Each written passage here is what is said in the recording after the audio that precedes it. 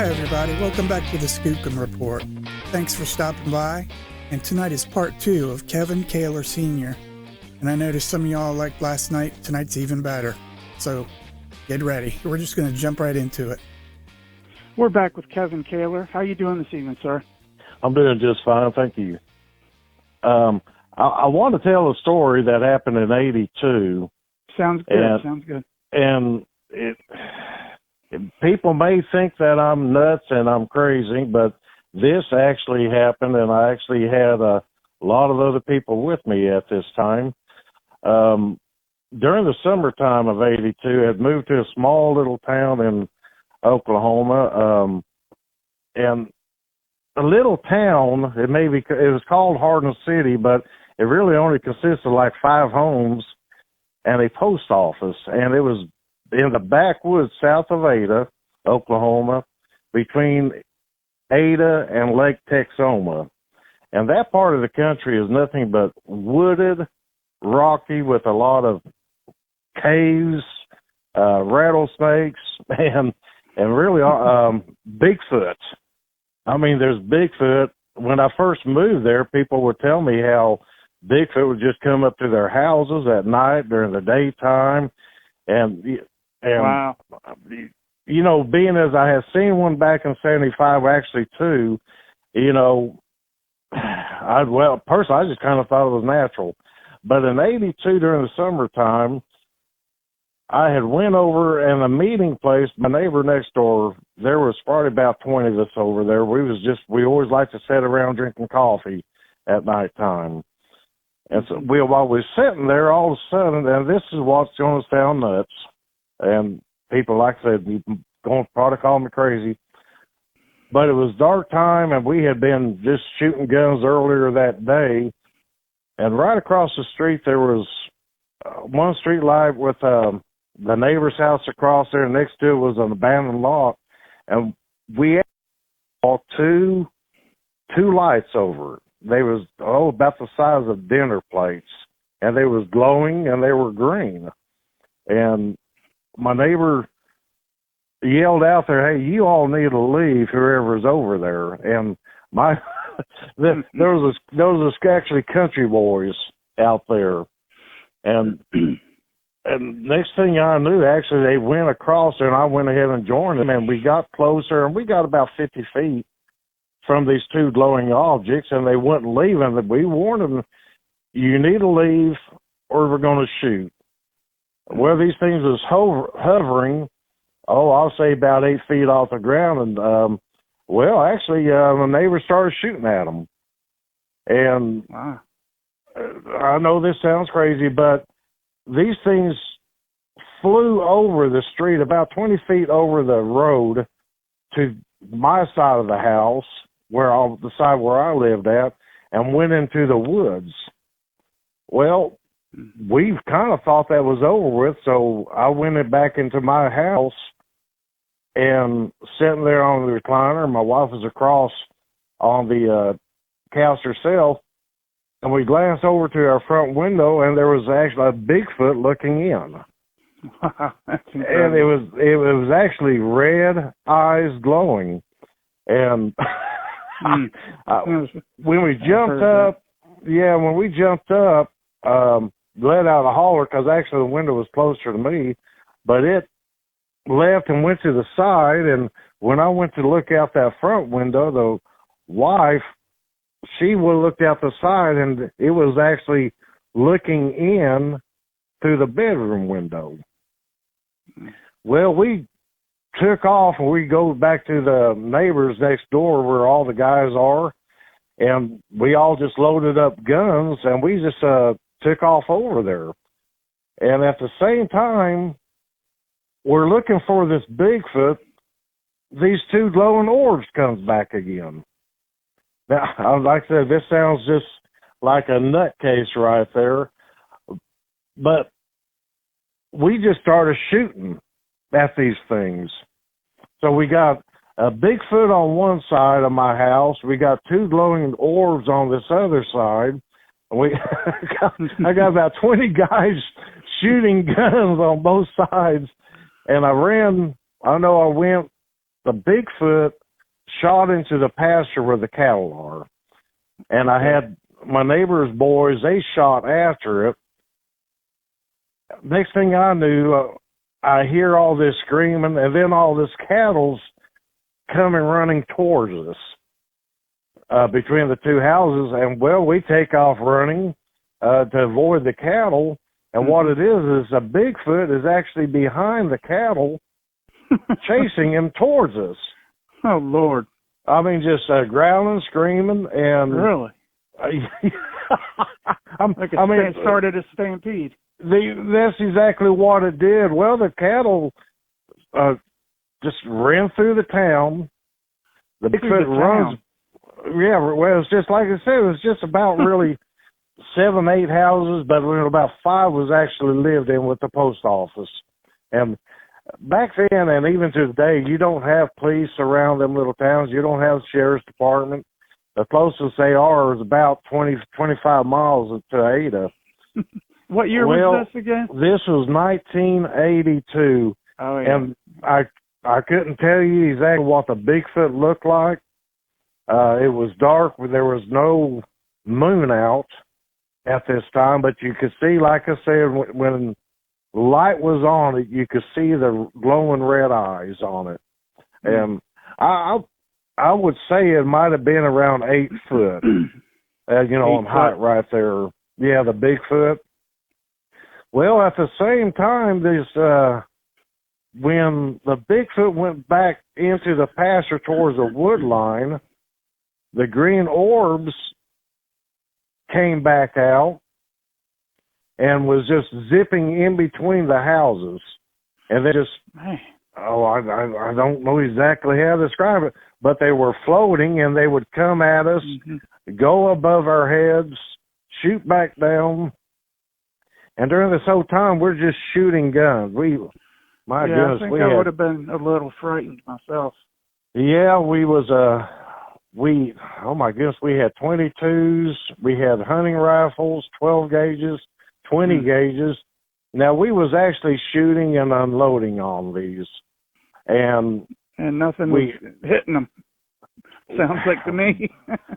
Well, that's what we couldn't understand. Right. I've heard stories before, afterwards, about these type of orbs, but I know that me and 5 other guys, we broke apart. The other guys went to try to get the cattle and get them out of the town area and get them back towards the pasture right there, and me and 5 other guys shot to the other side of my house where the orbs were, and we actually watched them. There was a path that went into the wood line, and then about 100 yards down, it would come right back out of the wood line, back into the pasture. These orbs, 2 orbs was flying over the top of the trees, back and forth, back and forth. I mean, now you got to understand, it sounds totally insane. I don't blame anyone for not believing me right there. I believe but it. I've heard a lot of stories similar to this. Well, I personally, I've never been so scared in my life. And these country boys, I've never seen them scared in their lives at all. But I know we all picked one part, waiting for them. We decided to pick up one end of the trail where it went in the wood line, and we was going to wait for them to come out. Well, they came out directly on the path we was hoping they would, and we was all set up with our guns. And these 2 orbs actually stopped, and then they started just going forward and back like you would being stalking something. Mm-hmm. Well, about the time they got about 20 feet away from us, we unloaded with the guns. And there is no way. I was a great shot back then. And these boys was just born and raised hunting. There was no way we could have missed. Right, 20 feet, yeah. Yeah, and by the time they got to about the 10-foot mark, and you could see them right there, they was the size of dinner plates, but they was green and glowing. And well, like I said, we didn't miss one bit, but it never phased them one bit. Next thing I know, my neighbors take off running, and I wasn't going to be left there, so I turned around and ran. But we all ran back into the houses because nothing was actually being accomplished. And that's when we decided to start calling where we called Fitztown. Fitztown is 5 miles away. Mm-hmm. But we got Fitztown, Stonewall, Hardin City. They're all 5 mile differences between them, but we all know each other. We got another 10 people to join us to come back out. Well, this kept on going on. We had the Bigfoot. About what time was it? When was it? Late at night? Or this was early? This actually started about 8 o'clock at night. Okay. When we first spotted the orbs, and then I went to the house, and that's when the Bigfoot. Well, this went on till about midnight, and finally, well, they all left, and we went on. Each one of us went ahead, and we stayed awake, but we went back to our houses right there. The next night, at the same time, it started all over again. I wouldn't know what to think. Well, this, we just couldn't believe this happened.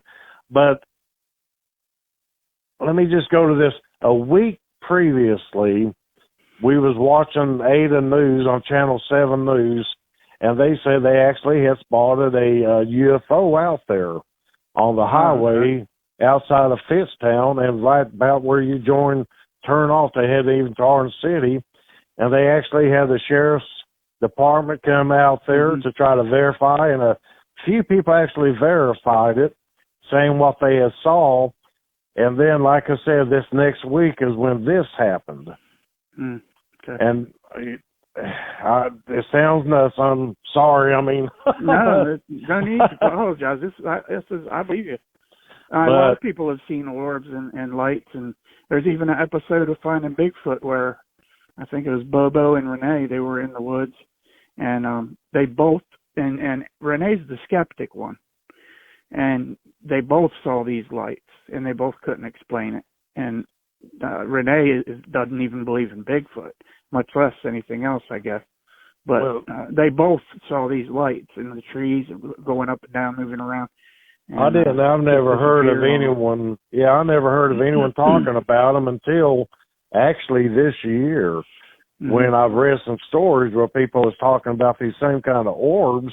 But I've heard stories of them being white orbs and green orbs. Yeah. But always accompanied with Bigfoot.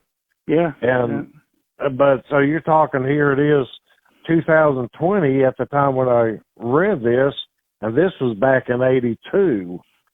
And but now that's something I've only told it to a few people, this story, because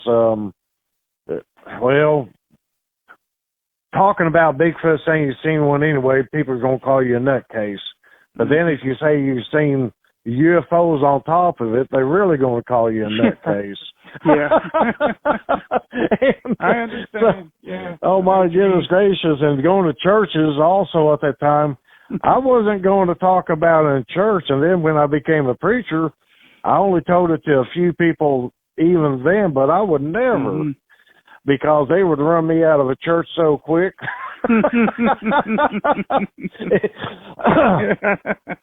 But that was so bad. But getting back to the story, the second night went about the same way. And we had gotten some more people, so we actually had 30 men with us in the town, plus women and kids along with us. You all formed a posse. Well, yeah, and the women stayed inside, and we would be out chasing these orbs, and the women and kids would be screaming because they was screaming, saying the Bigfoot's looking through the windows, beating on the walls and windows, and we was actually, all of us, running back and forth, trying to stop this kind of stuff. Well, about the same time around midnight, it all came to an end again. But the next day, we went walking around the woods trying to find tracks, evidence, nothing. We didn't find nothing. There was no evidence of, no footprints, nothing. And just before, I'm going to say around 4 o'clock, is my bird dog. Boy, I love my bird dog. Great hunting dog. Is that the one you mentioned last night's interview about you lost him? Yeah, that's when it really shook you up. Yeah, it was. I was at the place, and about the time normally my bird dog would always come back to the front door at a certain time every single day, and it would bring me an old rat, just as a well, it was a gift. Right. She was a great dog doing that every day. Well, I didn't see it happen. The next thing I knew, I heard a scream and shot out there, and actually, a Bigfoot actually killed the dog, and it took off with her, and I couldn't catch up with it or anything. And I didn't have the gun at the time, but I never could find the dog. I mean, later on, I went searching over. Well, like I said, I looked for a long time afterwards, even after all this whole incident went on. But the third night, it started completely all over again. The same, it was the same exact repeat. We saw the orbs again. They just came out from nowhere. The Bigfoot started. There was the same Bigfoot. I never could see it because there wasn't the time of the month for the moon. But you could tell. All we ever saw was a dark form with red glowing eyes looking in the windows, hitting on the walls and stuff. Yeah. But I finally decided that I had enough, so I just had the wife and the kid, and I just shot over to my in-laws' house in Fitztown, outside of town. I left that night. I just moved. I just told her, said, I can't do this no more. And the next morning, after all this, my father-in-law thought I was a nutcase, and we thought his daughter was a nut and all this, because we was all claiming all this. But we had went back into Hardin City to the neighbor's house, and we had a neighbor up the road about a mile away, and him and another hunter had went hunting just 3 miles from Hardin City. And one was in the front of the other one with 5 of his coon dogs. And the neighbor had reported to the sheriff's department that as they was walking back there, like I said, going coon hunting, they got to a tree, the man in front, the neighbor, and a Bigfoot actually reached down and pulled him up. But pulled the man up, there was screaming growl. He just grabbed the man, actually grabbed him by his head and pulled him up into the tree. Now, Oklahoma trees are not considered, they're not tall. You actually have the limbs down low. But it pulled him up, and it actually jumped on down, and it killed 3 of the dogs right off. It ripped their legs off. It actually just ripped them apart. And 2 of the dogs actually survived. When the neighbor saw what was happening, he took off to the truck to call and get hold of the sheriff's department. And the sheriff's department came out, they investigated, and the very next morning, they had brought the dogs to my neighbor's house, and I was actually there to witness this, and the dogs was just tore apart. You could see where claws had actually just ripped into the dogs. It actually pulled the hide off them. But one dog's leg was just almost completely tore off. Their skin off their faces was tore off. And, we actually tried to help the dogs the best we could, but it was just a few hours later that the dogs actually died. Right. Oh my gosh.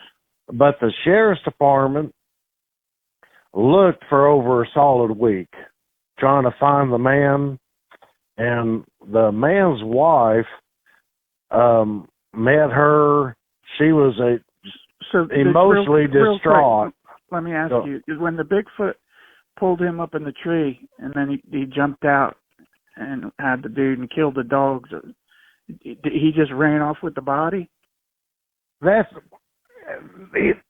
It never seen the body leave. It just went into the tree, and when the Bigfoot jumped back down again, it attacked the dogs. I see. Because the dogs was barking. He was up in the tree dead already.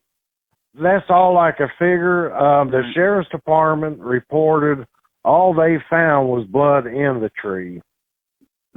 Where it dripped, but they never did find the body. They looked, I guess it was what they said, for over a week. We had Channel 7 News out of Ada. They reported on it. And after a month's time, it just faded away. But I moved after that period. I just went ahead and just moved into Fisttown, outside of the same kind of country. And the problem with that, though, I moved right where they call it a clan of Bigfoot live, because every single night you would hear the dogs yiking. You would look out the window, dogs would be underneath the vehicles, and you could always see a Bigfoot running across the yard, going right into the tree line. I can't imagine. Wow. The thing, and this actually, this is still going on to this day. And those so people are all dealing with this still. And I've talked to a lot of people over all the years, back and forth, and they told me that the first sightings they was knowing about started at the turn of the century, 1900. And now here we are in 2021 now. But even to this day, these the Bigfoot are all over the place there. And I try to tell anybody, if you want to find a Bigfoot, go south of Ada. And you go out there around 5 o'clock in the evening, and a Bigfoot actually will find you. Yeah, it sounds like it. But they like to say the whole country is just rocky. It's wooded. There's caves everywhere. You have creeks everywhere. You have streams everywhere, natural streams where it comes out of the ground. Actually, Ada, the city of Ada, is actually fed by a natural spring from outside of Fisttown.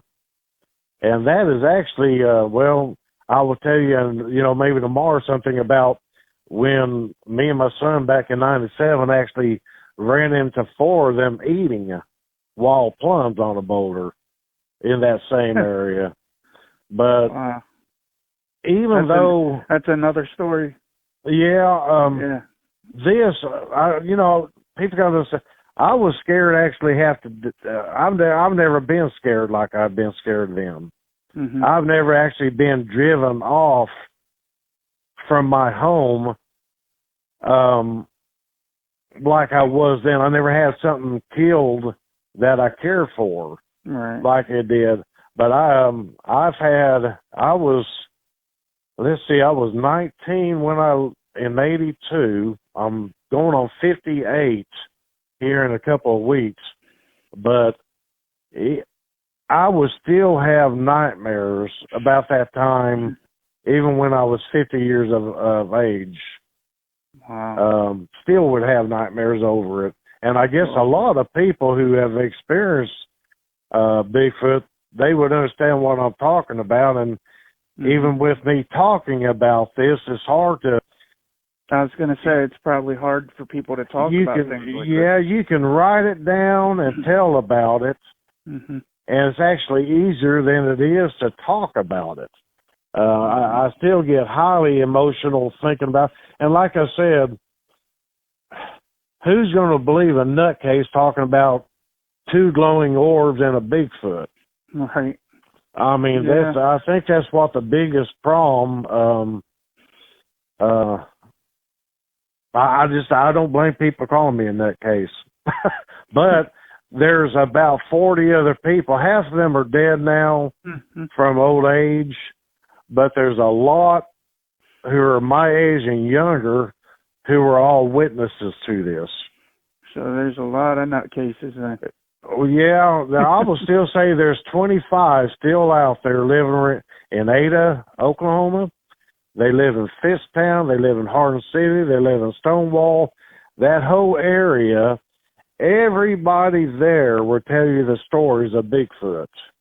Yeah, you can't deny that's true. You know, it happened. If that many people come together and said, "Look, this is the truth, and this is what happened," I would tend to believe it. You know what I mean?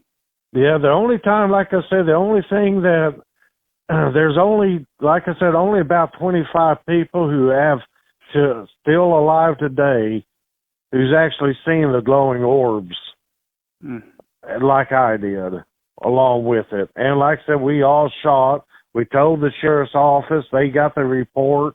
Now we're talking from, that's a lot of years ago, and maybe they might still have the reports. Or maybe even Channel 7 News. You know, Channel 7 News may still have the reports. You know, I don't know. The name of the news in the town and state, in case people want to look it up. Okay, well, it was Ada, Oklahoma, south of Ada, where we all lived at. But Ada News, Channel 7 News, they were the ones who brought the first story up about the UFO. They also reported on the man being killed, disappearing, the dogs being killed. And then, like I said, it was news for about a week or two, and then it just faded away like any other story. And we just went on with our lives. But ever since then, like I said, people, they don't go out in that part of the country late at night. Very few people do. Starting around 5 o'clock in the evening, most people just go home.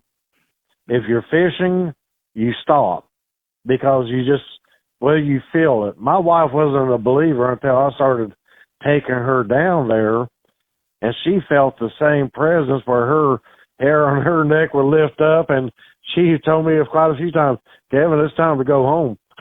Yeah. She says, "I know there's something here, and it's watching this."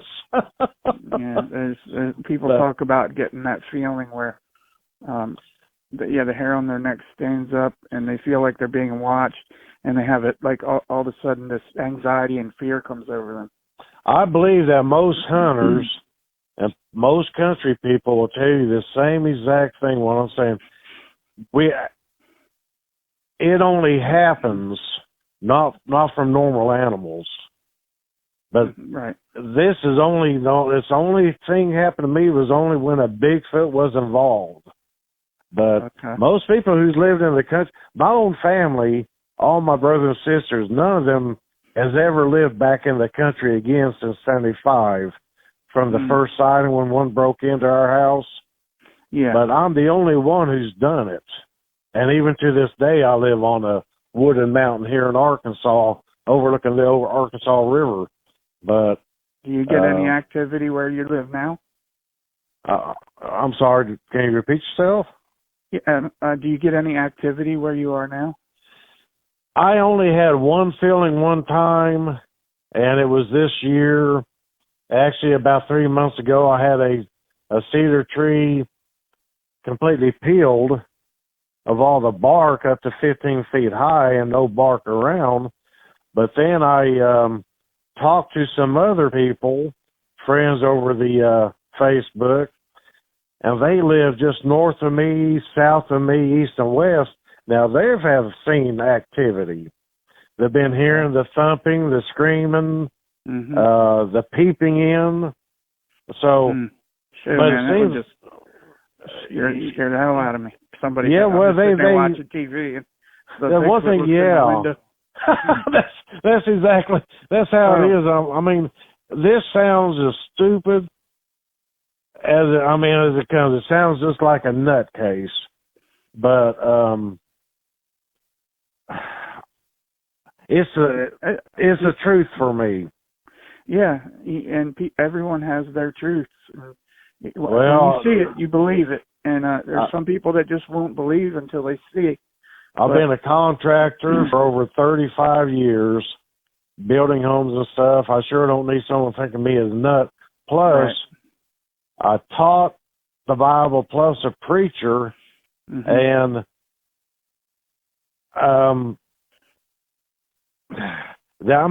that right there, this story right here can just it'll get you run out of church. Oh yeah, I agree. People will say, well, he believes in. I'm a Christian, but I believe in Bigfoot. And he's a pastor of a church, but I don't. That's not where I want to go here. Well, and then it's bad enough when I saw, like I said, these glowing orbs. I was saying, I don't know what to tell people. Yeah, I mean, it's easier. I believe you, but what I was saying is other people would say, I don't want to go. Well, it's easier to tell somebody, hey, I saw Bigfoot. Sure. But if you're bringing up floating green glowing orbs, now that's when it really gets weird. But now, if people's actually listening to this, I hope that if someone else has had this kind of experience seeing these, I wish you would call in or comment or tell your story about it, because I've seen a few over Facebook, but I'm sure there's got to be others who have seen. Yeah. I hate to be considered the only nutcase there is. No, man, you're not. And they know. I say it every show. If anybody has seen anything or had an encounter or anything, just shoot me an email at skookumreport@gmail.com. I've never seen the orbs since. And the only like I said, the first time I read about it was just a few months back when I started seeing people actually start posting that they actually have seen sightings with a Bigfoot and these orbs. But this is what I guess I can relate to. They both every night would disappear at the same altogether. One moment they're here. I mean, really, one moment they're there, and then they're totally disappeared. That's, the orbs are floating around the place, shooting over trees and everything, but they didn't just take off into the sky and disappear. I mean, they was there one moment, the Bigfoot was there one moment, and then just disappeared. Yeah, gotcha. And this, that's why... I've heard that before, too. But like I said, I've never heard of it since until I just actually read. That's why I was so concerned and nervous about wanting to talk about this subject.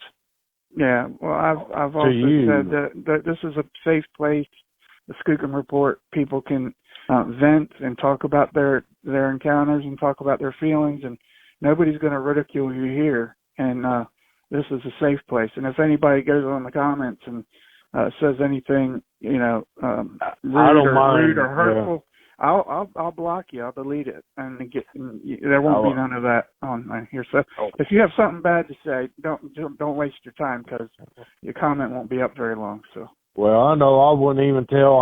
I've been up here going on 11 years, and I've got neighbors up and down the mountain, and I've never told them. Yeah. I've never told none of my close friends over all these years this story. But I understand. I understand what you mean, where you're coming from. I know when I get with my friends down there in Oklahoma, when I would go visit with them, we would talk about it, but they would still come up with more stories about their Bigfoot encounters they constantly have down there. But I would, I would tell anybody who is serious about wanting to find a Bigfoot. Yeah. That south of Oklahoma is actually filled up with so many. And I would say from Oklahoma City, just a little south of Oklahoma City, straight on down to like Lake Texoma.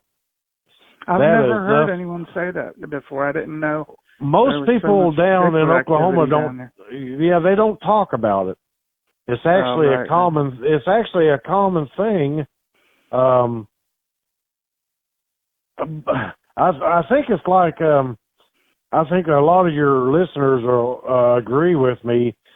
They're going to call you a nutcase if you talk about it. Yeah. And and I'm going to tell you right now, backwoods people, and they are the best people you can meet. They're the best country people. They'll do anything in the world for you. Yeah. But they don't like someone to look down at them. They don't like being called ignorant or backwards or anything. I don't think anybody likes that. But they all made their livings and stuff, and if they was to start talking about Bigfoot,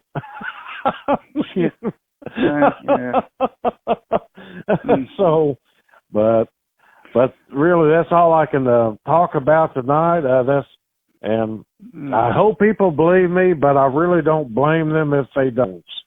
I understand what you're saying, man.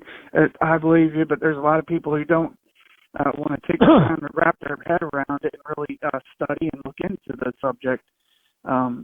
They just hear it and brush it off as nonsense because of because of ignorance. And I'm not using that word as a put down. I'm using it in a true sense of what it means. Ignorance, right. The lack of knowledge of a subject.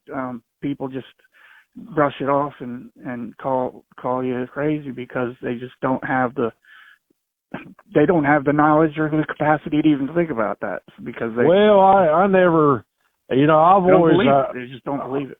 I did my high school, I did my college, I even graduated early, and after seeing all this, I actually would search through history books. I would search through the Bible to find all, and I actually found all this to prove that the claims that, yes, these things do exist, and the Bible does talk about it. Yeah. And I'm sure there's a lot of pastors who would disagree, but there's a lot of us, a tremendous amount of us who do believe also. Everybody has seen, tremendous amount of people have seen Bigfoot. Oh yeah. You hear a lot. Yeah, you hear a lot of people who have actually seen UFOs. Yeah. But this was the only time I actually had a dealing with both of them at the same time. I haven't since, but this was in. But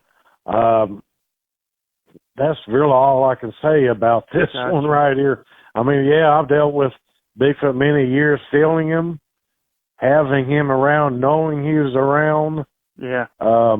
Every time we'd go fishing, every time being around rivers and lakes, they're in Oklahoma. And they really are everywhere. That's something. I mean, you don't have to travel to California, Oregon, Kentucky. Go to southern Oklahoma, man. Just watching. I know one thing. I know exactly where they live. That's one thing I can actually say. I can actually say I've actually seen them eating, and my son can verify that. Isn't that part of tomorrow night's story? I'm sorry. Repeat yourself. Isn't that part of tomorrow night's story? I'll tell you. I'll be glad to tell you about tomorrow about the four we came upon eating right there.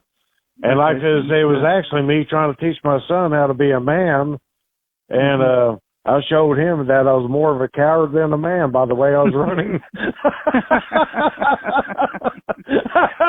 I don't think I taught him very well.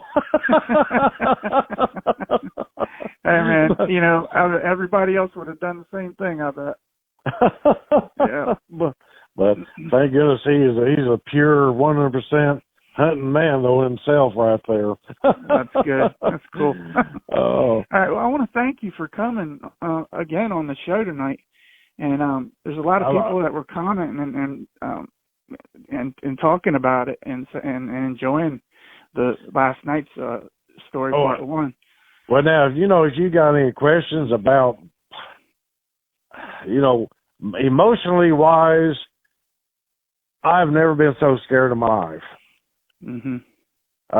When we took off, left the house for the night to go to the in-laws, I was petrified. I actually couldn't sleep. And I actually, after them 4 nights in a row like that, I just went the next day, packed all our stuff, and I moved all the way 50 miles into Shawnee, Oklahoma. And I said I would never go back down again. But of course, something about the woods and everything just attracts me. I love country life. Oh yeah, me too. But I never did move back down there to Fisttown or Hardin City, but I always went there every weekend to fish because they really have the best fishing in the country there. They got Bigfoot and the best fishing. Yeah. But now, I won't go in the evenings. It's scared. Even to this day, I'm still running. And I still have nightmares once in a while. But wow, still to this day. Yeah, and I still, when it comes nighttime, I don't go in my woods out here at night. No. I can't promise nothing, but it really does emotionally affect you real bad.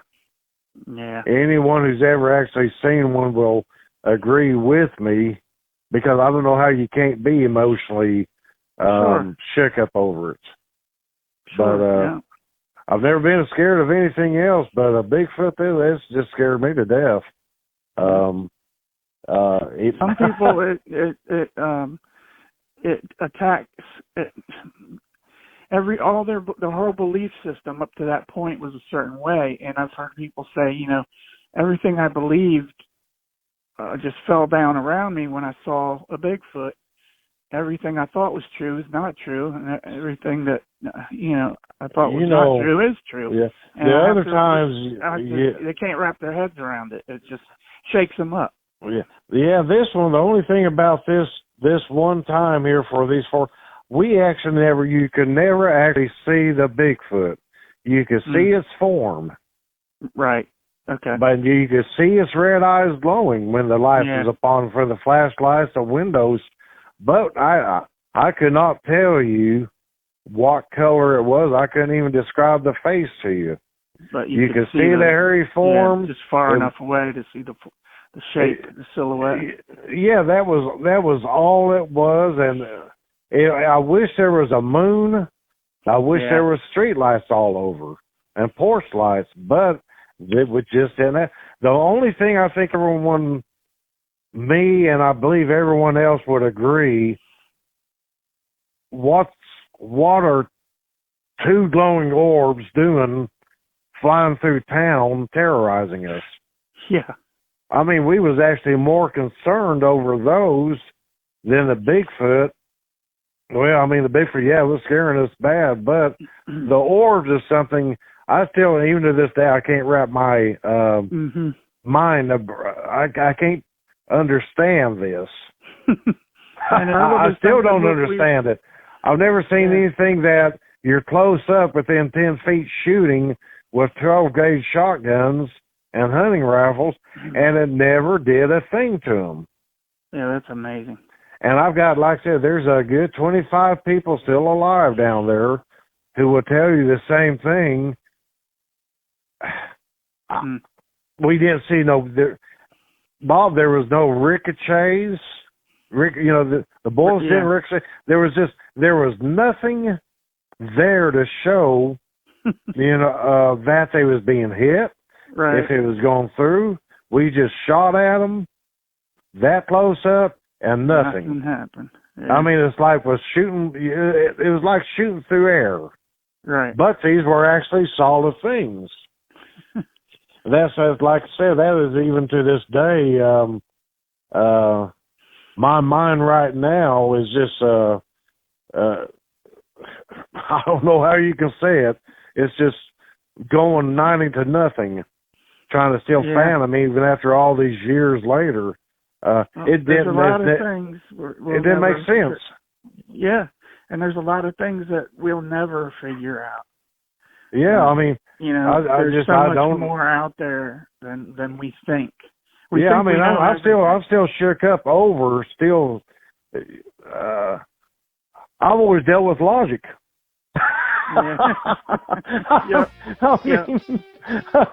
Schooling and this, I still can't wrap my mind up around this. Yeah. And I know what you mean.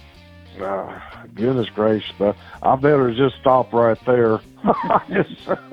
Well, man, this has been an awesome talk. And we're going to pick up right there tomorrow with part 3 of Kevin Caylor Sr. on the Skookum Report. Hey, listen, if you or anybody you know has had a Bigfoot encounter or a Bigfoot sighting, and you want to get your stuff on the channel here so everybody can hear it and enjoy it, shoot me an email at skookumreport@gmail.com. That's skookumreport@gmail.com, and I'll be sure to get you up on the channel. All right, don't forget to subscribe, hit that like button, and leave a comment and say hi. We want to know how you're doing, all right? And tell us any ideas or anything you think would be cool for the channel, good or bad. Just holler at your boy. All right, I'll talk to y'all tomorrow on the Skookum Report with part 3 of Kevin Caylor Sr. Thanks, guys. Bye.